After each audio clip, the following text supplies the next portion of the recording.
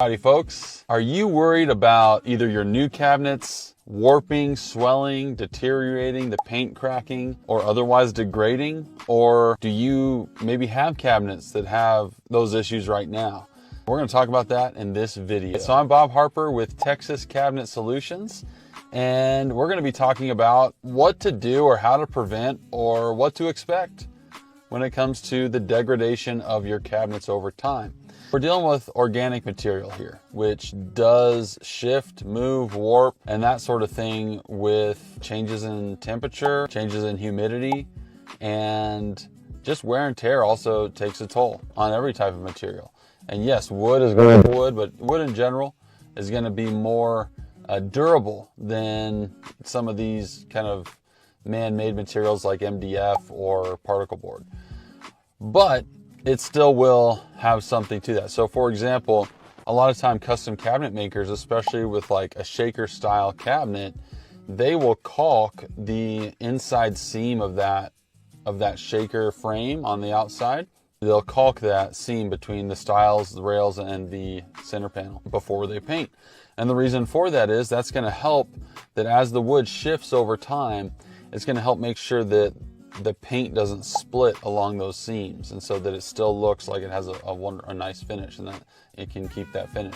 So even wood cabinets are going to do this, and there's things we can do to prevent it looking bad, but some movement is definitely expected with all types of materials. Now, I have heard many times, and I am not necessarily the expert on this, I don't know who is, but I have heard from many sources that if you have an MDF center panel in your cabinet door, that the MDF actually moves and warps less than wood when we're dealing with changes in temperature and humidity.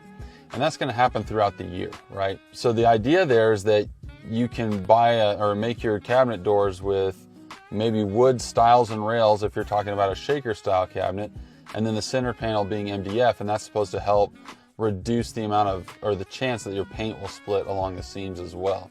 Now, I've talked to carpenters who disagree with that, and they say, no, MDF does the same thing, it's just, it does it a little bit differently, but it's still gonna have that same issue, potentially. So, I'm not sure, you can do your own research and see if you can find the definitive answer there, but everyone's selling something, obviously, including me, so, be aware of that.